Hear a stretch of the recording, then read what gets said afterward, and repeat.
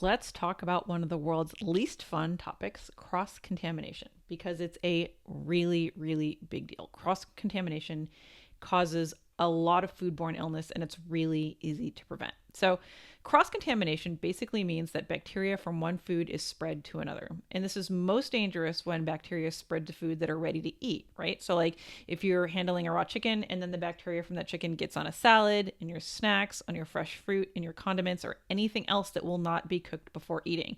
And this includes things like potato salad, the tuna that you've mixed up and you've got sitting in the fridge, anything that will not be cooked before you put it in your mouth is particularly vulnerable to cross contamination. And this is no joke.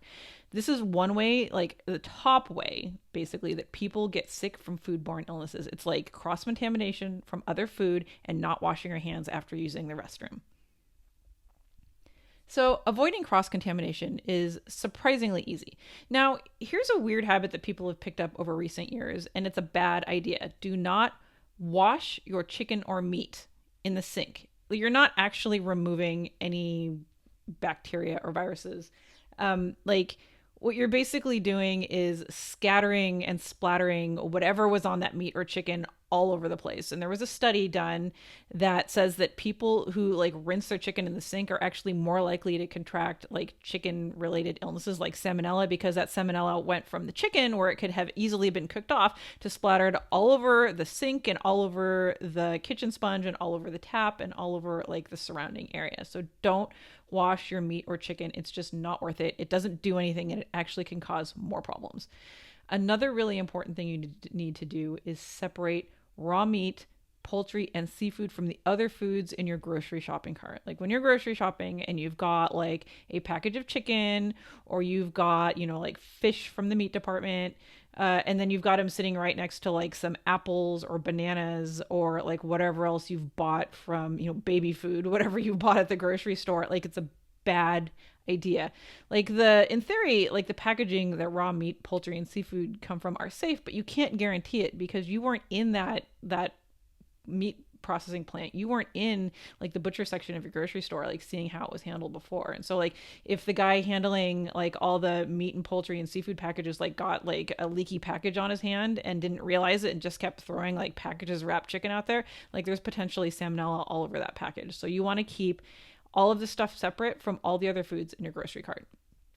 And in your refrigerator, you always, always, always want to store raw meat, seafood, eggs, and all that sort of stuff on the lowest shelf of your fridge. And this is really important in food service like kitchens, like in restaurants, but it's important at home too, right? So if you have like a steak that you've bought from the grocery store, or it's, had it in the freezer and now it's defrosting, and you put it on the top level of your refrigerator, and then the leaky juices from that package, that steak, like drip out and they drip down onto your, whatever is in the lower levels of your refrigerator, like your eggs, your potato salad, your sandwich for lunch, like your kids' juice boxes. Like it is a huge problem. You always want to keep your most dangerous foods on the bottom shelf of your fridge in case they leak. So if they do leak, they don't drip onto ready to eat foods that will not be cooked before eating them, or onto like, the packages or containers in your fridge, right? So say that same steak leaks and it drips down and it lands on like your milk container, right? Well, maybe it didn't get in your milk, but you handle the milk container, and you pour milk in your coffee, and then you pull out a thing of string cheese and you open it and you hand it to your 2-year-old. Like, seriously, that's no bueno. So some more tips on avoiding cross-contamination are using one cutting board for produce and another for raw meat, poultry, and seafood. And some people take this so far as using a separate cutting board for produce, a separate cutting board for meat, a separate cutting board for poultry, and a separate cutting board for seafood. And I'm sure you've seen them at like cookware stores and grocery stores. They sell those like really thin plastic cutting mats, and one's got like a chicken on it, one's got like a cow on it, one's got a fish, and one's got like a carrot, right? Those are specifically designed so that you can use different surfaces for cutting all different kinds of food. And this is great because cross-contamination between meat and vegetables is really common form of food poisoning, and it's really easily preventable. You also always want to wash all surfaces and utensils with hot soapy water after they've been in contact with raw meat, poultry, seafood, eggs, or any other foods, especially foods that contain eggs, right? So like I see just the other day, I saw somebody making potato salad and they like stirred the potato salad and they rinsed the potato salad spoon off in the sink. No soap, no hot water, just rinsed it really quickly. And then they used it to stir something else. And I was like, hey, so I don't like being the correcty person, but I was like, eggs are highly vulnerable to foodborne illness. And like, this is really going to be a problem if you keep doing this. Like, you might want to like, anytime you have something that came in contact with eggs or any other high risk food, you really need to use hot soapy water to clean it. And they were like, oh my gosh, thanks for telling me. Because, you know, she's got a 2-year-old and a 4-year-old and her elderly mother living with her. Right. So, I mean, it's a potentially like big old bucket of fail if that were to like spread something nasty from like that potato salad to one of her family members. And this includes areas that have been splattered with juices, right? So like if we talked earlier about don't wash your chicken, right? But like sometimes when you're handling meat, like juices just splatter. That's just life in the kitchen, right? So you kind of want to keep an eye on your area, and you don't want to like think, okay, well, I didn't see it splatter, therefore it's safe. Like if you're handling a chicken on your counter, you want to literally like sanitize like a 4 square foot area, like 2 feet by 2 feet around where that chicken was, because odds are that those juices splattered somewhere. Chickens are highly prone to salmonella as well as other things, and you need to make sure that anywhere those juices may have splattered is fully sanitized. It's just good practice. And then one more really important point is to never, ever, like all caps ever, place cooked food on a dish or in a container that held raw meat, poultry, seafood, or eggs. Like that dish must be washed in hot soapy water or run through your dishwasher, which tends to wash things at a really high temperature. Like I've seen people like serve something on a plate and then they like go, oh, I'm going to use a different plate. And then they move it to another plate and then they put, you know, something else. Like, in fact, this happened a couple months ago. I saw somebody make a bunch of like deviled eggs, and the bowl that they had used to make the deviled egg filling with all the egg yolks and all that fun stuff, like they just basically rinsed it out with hot water and then filled it with carrots, like raw carrots to be eaten. And like not that's just never a good idea. You never, ever want to place cooked food on a dish or container that has held any sort of meat, seafood, poultry, or eggs. It needs to be fully sanitized before moving on to another food. Now, newsflash, and this is going to surprise some people. Ammonia is not an effective disinfectant, right? It's not actually registered with the EPA as a disinfectant at all, which I was actually very surprised to hear, right? Like I grew up being told that ammonia is fine for disinfecting things. And the reality is it only kills some bacteria and it does not kill viruses. And there are a surprising number of viruses in food, and we'll go into some of them later. But like viruses in food, for example, like hepatitis A is really commonly spread via food. Norovirus is another big one. And like ammonia does not kill them at all. It does not touch them. Bleach is the most effective disinfectant when it comes to your kitchen. And, you know, I'll just say this because I want to be prudent. Don't mix ammonia and bleach. Like they create like a really noxious like chemical combination that can cause a lot of damage. Now, surfaces are super important, and a lot of people take this for granted, right? You think you've kept your hands clean, you've kept your tools clean, you kept your dishes clean, you kept your pots and pans clean, you're all good.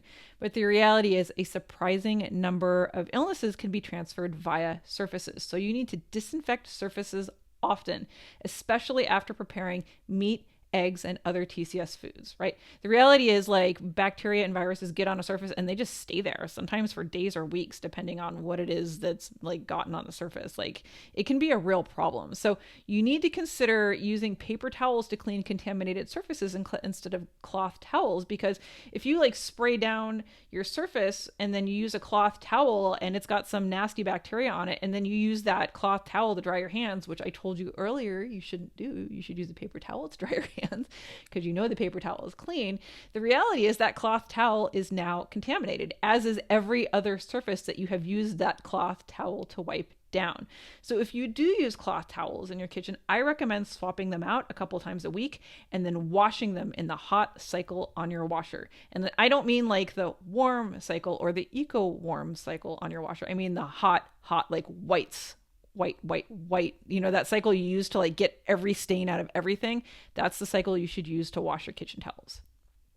Now, it's worth mentioning why it's important to keep knives and utensils clean, right? And I've got the little red flashy like emojis on here because this is super important. And I see people breaking these rules all the time and they don't think about it, like they don't connect the dots. And so that's why I want to bring it up.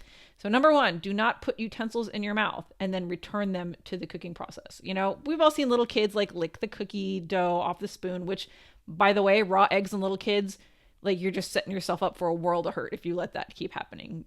I know it's a bummer. We all love raw cookie dough, especially little kids, but kids and raw eggs, serious no bueno, unless you're using pasteurized eggs. And even still, just don't even do it because it's a bad habit to get into.